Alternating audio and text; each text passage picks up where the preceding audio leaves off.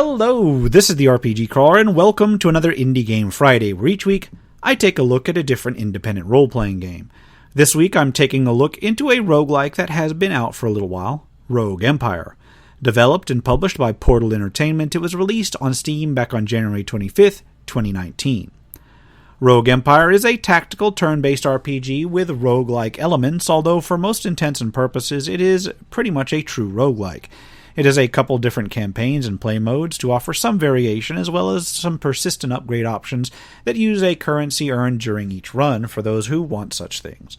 The different campaigns have different setups and a proper semblance of a plot, but the roguelike elements are strong enough that if you're not a fan of the genre, it's not going to convert you. So, Rogue Empire actually has a plot. Rather, it has three plots, sort of. There are three primary campaigns, each of which can be played in a few different game modes, and each of which has its own idea of a undergoing plot. The first is sort of an introductory campaign where you follow a single human warrior named Egos, the lone survivor of his adventuring party, through a single 20-level dungeon. The main campaign, Dawn of Shadows, allows you to create your own character who receives news of the human city being enclosed in a shield of shadows, and then sets out to investigate, driven onward by some sort of innate overwhelming fear. Finally, there is a challenge dungeon campaign that's just an endless dungeon. Once you've picked a campaign, you can select your gender, the difficulty level from 3 difficulties, then possibly a timed mode or a story mode. Timed mode sets a timer on the real time you can spend on each turn before it automatically advances, while the story mode respawns you on the prior level when you perish, allowing you to go through the story without worrying about the permadeath mechanics. Once you select these things, you can choose your race, at least in those campaigns that allow you to. There are 7 races, the standard ones, human, dwarves, elves, and trolls, but there's also the beastly Vinskian, the reptilian Naga, the plant-based Otwok. Each one has a series of special abilities, mostly passive ones, some of which may kick in at later levels. There are then 5 classes: Warrior, Hunter, Mage, Assassin, and Druid. Each one has a series of bonuses and penalties, usually one main penalty. For instance, Warriors get combat passive abilities and cannot learn spells, while Druids use nature spells and can shapeshift but can't use ranged weapons. Actually, only Druid and Mage can learn spells. Once you've named your character, you're given a short intro and then placed into the game. Once in the game, you are presented with the main game screen, where the world is represented by tiles, and then you can move around in a turn-by-turn basis. I'll get into more of that in just a second, but first let's take a look at the character stat sheets. Under the character tab, the main character sheet can be seen, and it looks way more complex than it actually is. Characters have a name, of course, as well as a race, class, and gender, and then they also have a birthday, age, height, and weight, all of which are background information, but some of which can advance as time goes on through the game, depending on what you do. And that time is also available on the right hand of the character sheet, including the in-game year, month, day, and time of day. In terms of primary stats, there's Strength, that deals with melee hit and damage, blocking, and carrying capacity; Constitution, that also affects carrying capacity, but also total hit points; Agility, that deals with dodging; Ranged hit and damage, speed, and then the crit chance for all non-magical attacks; Intelligence affects mana regeneration, magic resistance, secret discovery, and learning spells; Spell power just affects the power of the spells; Perception deals with how far your character can see, crit damage, crit chance, as well as dodge chance; and then Fate affects a little bit of everything. It's basically a sort of luck stat. There's secondary stats that have to do with each aspect of the character in play as well. There's the core stats, hit points, mana, hit point regeneration, but also arcane threads. Arcane threads are used when casting spells and using certain magic items, and basically limit how many you can have at one time. Physical combat stats include melee hit and damage, ranged hit and damage, crit chance, and then the crit modifier, which is how much extra damage you do on a crit. Defense handles your overall defensive stats; dodge, coverage, that affects when stuff hits your armor instead of you; mitigation, or how much damage is mitigated by your armor; block chance, and block amount.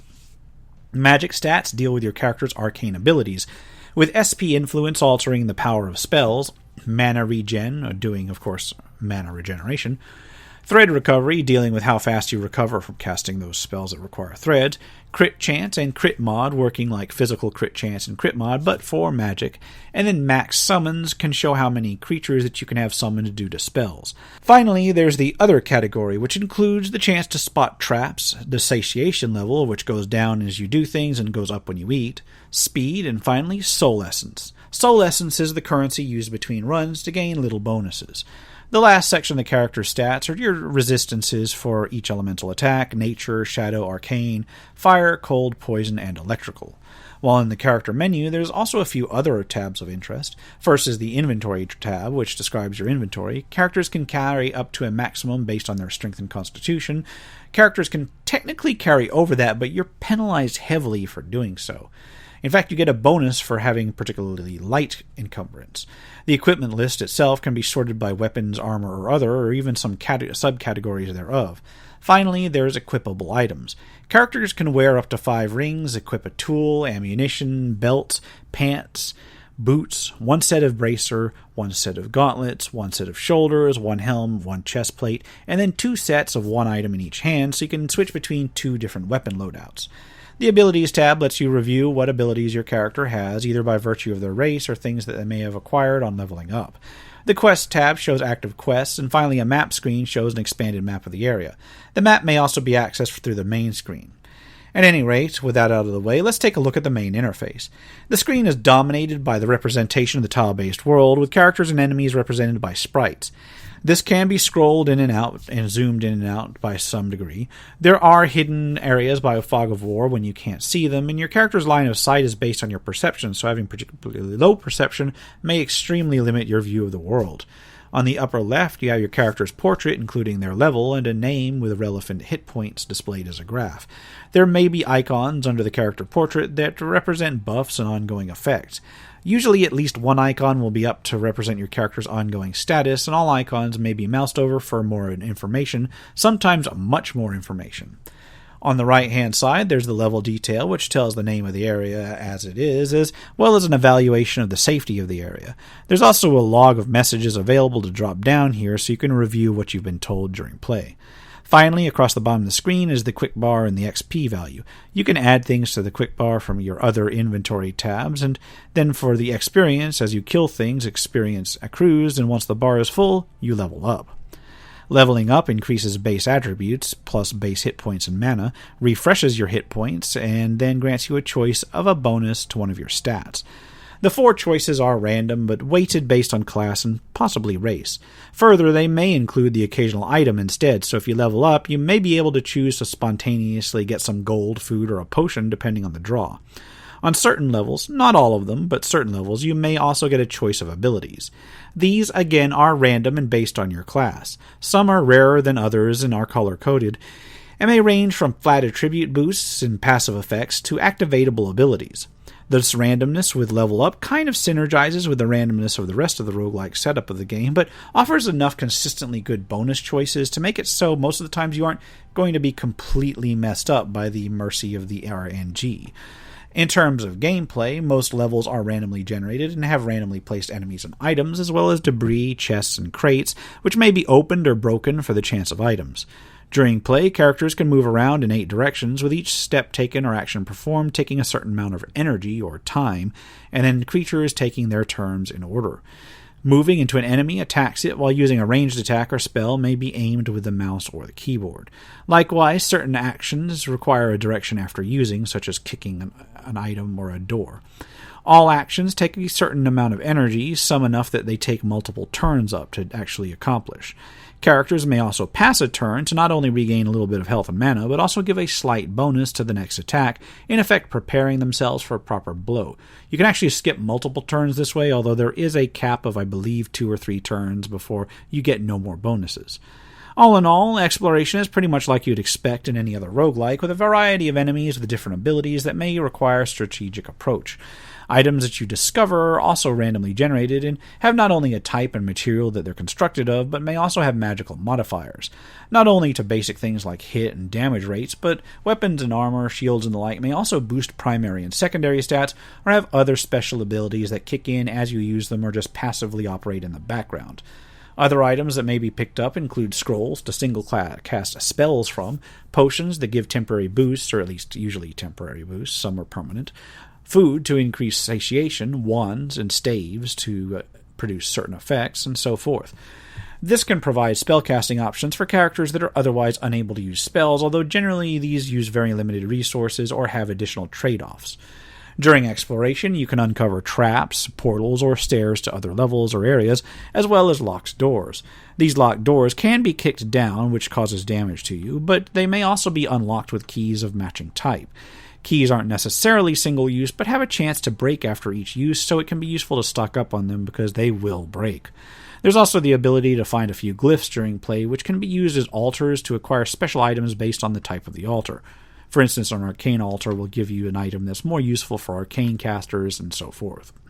Sometimes during the exploration of a dungeon or after using a particular skill, a merchant will appear.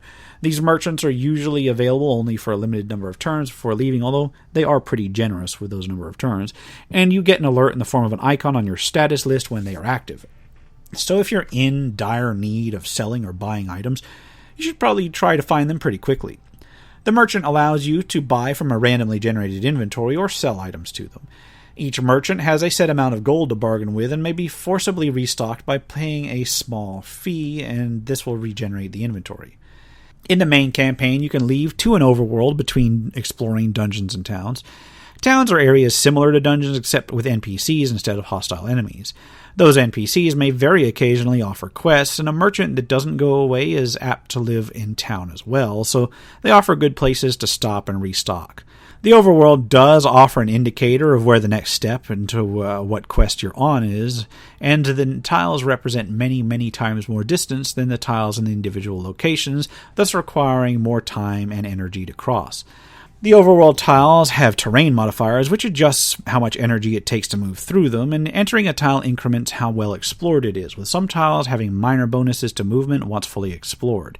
It takes a while to explore tiles if your character isn't designed to maximize exploration, so it may only really be useful to explore tiles for a few character types. So the main gameplay loop in Rogue Empire is much the same as it is with many roguelikes out there. You enter a dungeon and explore, pick up loot, then level up. When you perish, you can use the soul essences to gain additional bonuses on new characters, but this will reduce your score for that turn. After you die, you can also submit scores to a leaderboard. In terms of graphics, it uses fairly static sprites and tiles, although they're done in a pretty consistent style. It's not the best art, and it doesn't have the sort of standout retro style that some do, but it isn't terrible or bland, just, it's there. I mean, I don't have any complaints about it. I do like that the character sprites reflect the particular race and class combos, as well as some of your worn equipment, which is nice to have some visual variety. The sound design is a little bit scattered. During play, I found what music was present was okay. The fact that it had music at all is a bonus over most roguelikes, while the sound effects I've found were actually a bit grating at times. In terms of the overall volume differential between individual sounds, even under the same volume, I found to be a little bit inconsistent. But you can adjust to the overall volume and kind of get around that somehow. Rogue Empire is actually a pretty solid little roguelike, with enough challenge to make it worthwhile, enough options to proceed and equip and stat out a character that you aren't completely boned by the RNG, and enough complexity to make things interesting without being completely overwhelming. I'd say that it's got a bit more meat to it than a lot of the roguelites that I've seen around, but it is easier to learn than some of the more hardcore roguelikes out there. The addition of actual storyline is nice, although not completely unheard of nowadays in a roguelike, and the 3 campaigns, even if one is mostly a tutorial campaign, and the different play modes lend even more replayability to it than other roguelikes. All in all, I do recommend Rogue Empire, but only really for people who enjoy the genre already. It's not going to win any new converts, but it does have its strengths. I found it to be a little bit more tactically interesting than a lot of roguelikes that I've played in the past, although it does have a bit more of a time investment than some of the roguelites that I've found myself enjoying of late.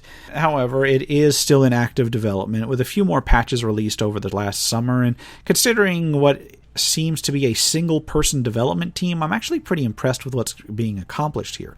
The price point isn't too bad either, making for a fair value for the price all in all, at least in my humble opinion. And on that note, I think I'll wrap it up here. This has been the RPG Crawler with my Indie Game Friday Rogue Empire. I'll put a link for where you can pick it up in the description below. If you like what you've seen, remember to leave a like, comment if you got any feedback, and subscribe for more RPG content, both tabletop and computer. Until next time, take care and goodbye.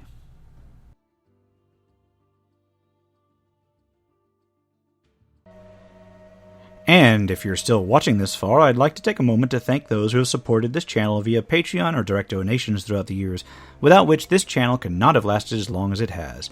For those who are feeling particularly generous, you can still support my work through Patreon and now through Subscribestar as well, through the links in the description below.